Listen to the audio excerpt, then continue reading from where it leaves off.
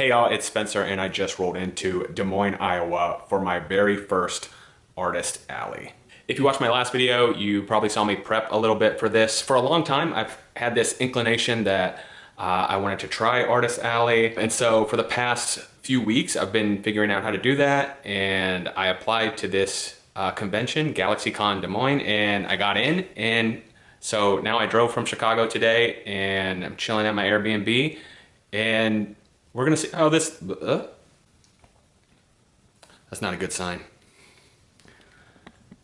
We're gonna see how this thing goes. All right, I just checked into the convention center, got my badge. Let's go set up a table. Having never done Artist Alley before, I'm feeling pretty anxious about it. I have no idea if like the stuff I create will resonate with the people at this convention. I hope it does. I hope this is the start of something really cool, but it could also be a flop. You know, if this one's a flop, that doesn't mean I'll never try again. Sometimes the first time you try something, it doesn't go well. It took me a while to learn how to ride a bike too. So it might take me a while to learn how to do conventions. So I just spent like an hour and a half in the convention center working on my table, and I still didn't finish getting it all set up, even though it's like a very simple table. So I think it's pretty clear. This is like amateur hour. This is my first convention, so not used to setting up the table yet, but I guess I'm gonna come back early tomorrow before the first day and get it finalized.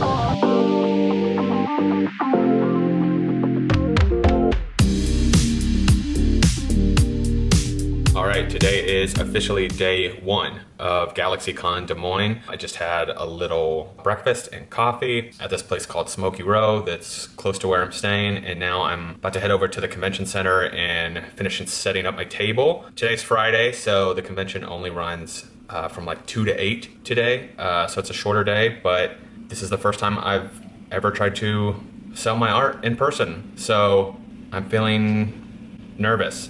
I'm hoping it goes well. Fingers crossed. So the only other time I've been to Des Moines is when my wife and I spent a few days here in the summer of 2020. It's kind of a weird time. And it was around the 4th of July. And what I mainly remember is that it was hot as hell. And there was like very little shade. And it's still hot. It's still hot. And I made the decision today to walk to the convention, which is like 25 minutes from where I'm staying. So I might regret that.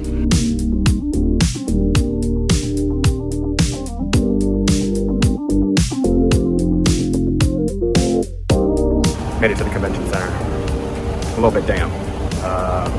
Don't worry about it.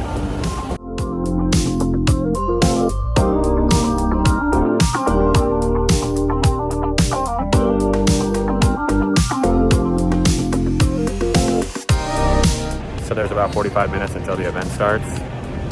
And I've been walking around checking out the other booths in Artist Alley and seeing everyone's like really extravagant setup. And like my stuff is tacked up on poster board, and kind of feels like it's the first day of school and everyone's wearing like new Nikes, and I'm wearing the shoes that my mom picked up for me on the sales rack at Payless.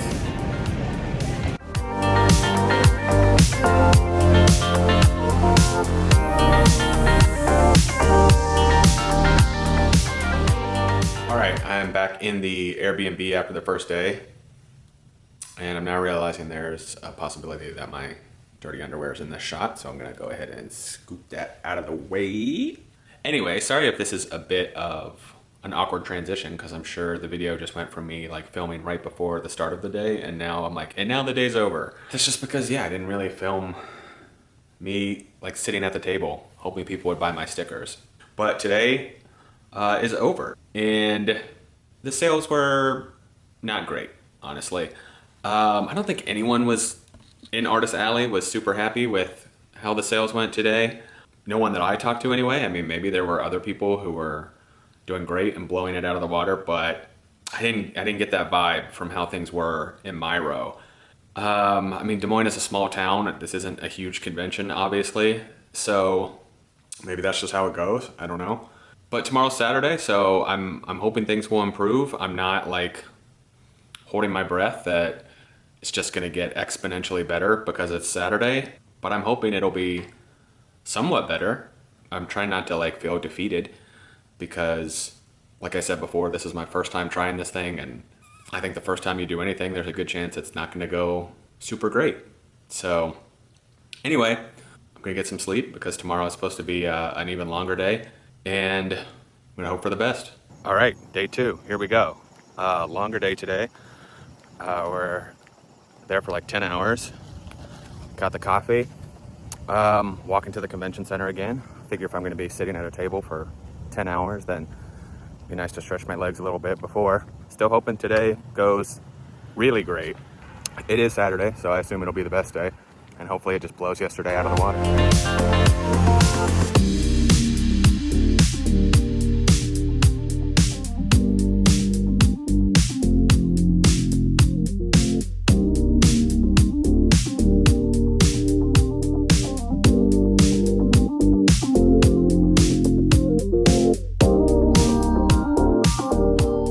All right, we made it to the last day of the con.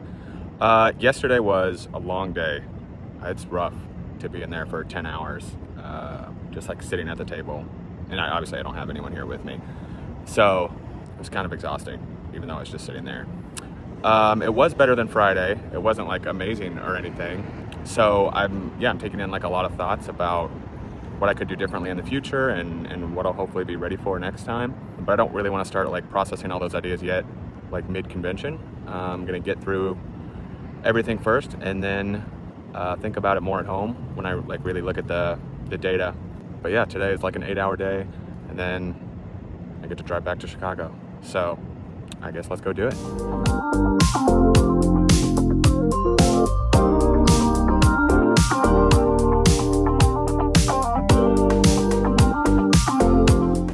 Down to the last 90 minutes here.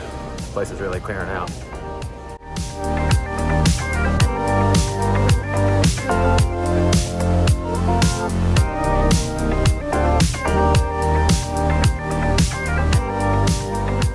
All right, it's just about 6:30 now. The con is officially over and I am getting ready to drive back to Chicago. The con overall was a financial failure. No other way to put it, really. But I'm not going to think about it too much yet. I'm going to go home, sleep on it, think about what I've learned, and come back stronger, baby.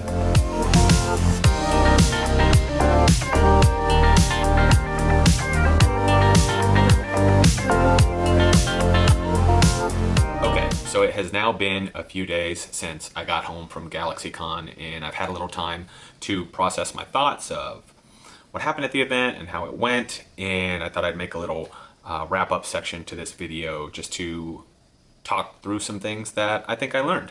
As you all heard me say, this con was not a financial success for me, unfortunately, but it was my first con, and so I think there's lessons that I gained from this, and there's things that I've learned that can help me adjust and to better be prepared in the future. And so I have some notes here, and I thought I'd talk through some of the things that I learned. Number one was just my general table layout. Since this was my first con, I had kind of a limited amount of products. You guys have maybe been to cons where you see tables that are just crammed to the gills and they have all sorts of stuff like keychains and washi tape and prints and stickers and all that.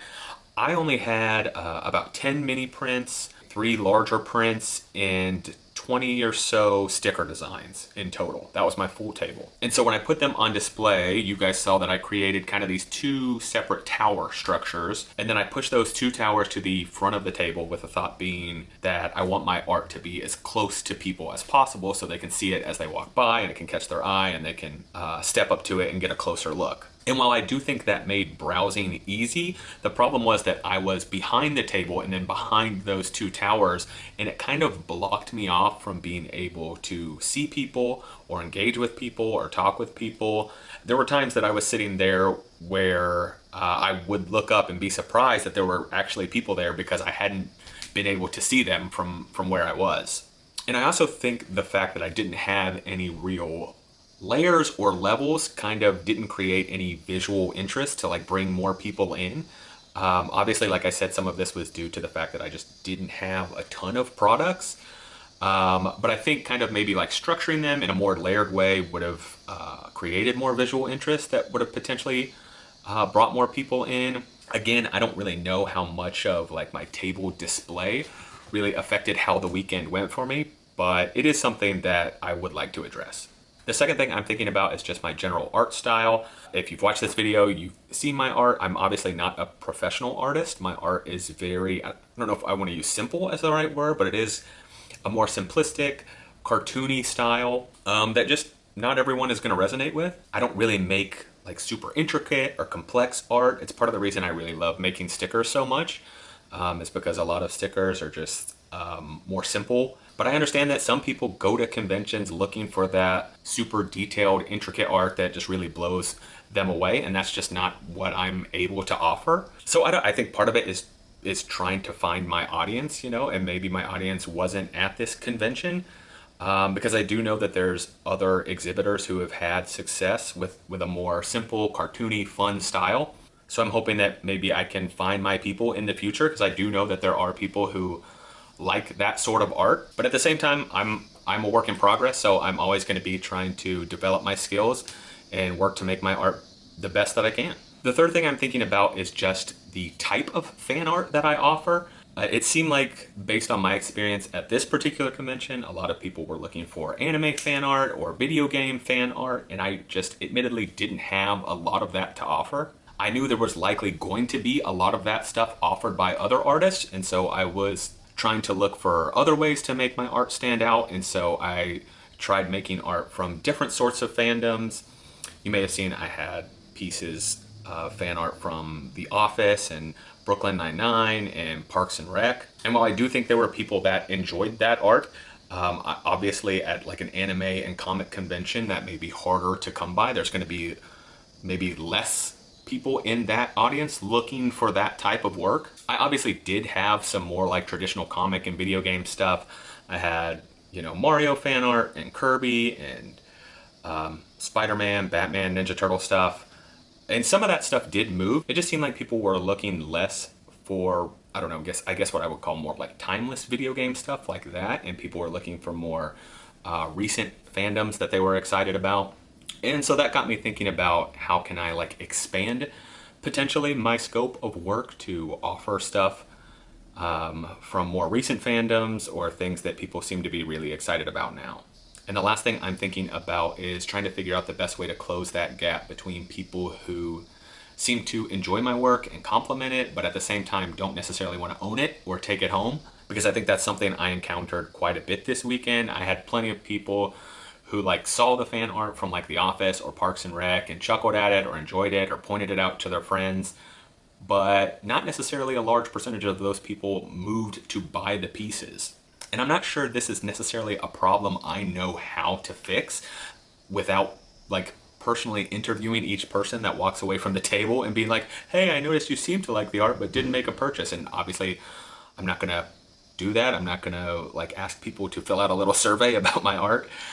And the answers for each person could be different, you know? I mean, there are people who are there, they see the art and they like it, but they're not really there to buy art. They're just kind of there to browse, or they're there with a friend, or people are just thinking about the economy and saving money, all of which are totally valid. But it is something that I'm thinking about of how do I potentially close that gap? And it's something I think it's gonna be kind of tumbling around in my mind for a while now, because like I said, I don't know that there's any one right answer. It's different for everybody.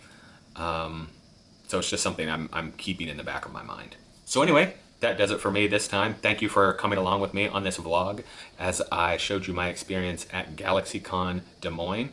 If you like this video, I hope you'll consider giving it a thumbs up, and I hope to do more Artist Alleys in the future. This one, not great, so you know, I don't want to end on a bad note. You know, I at least want to have one positive experience in Artist Alley. So if you want to see more vlogs to come, I hope you'll consider subscribing to this channel. I don't just do Artist Alley stuff. I talk about making art, writing, the creative process in general. So if that's the type of stuff you want to see, I hope you'll stick around. And if you do, I'll see you on the next one.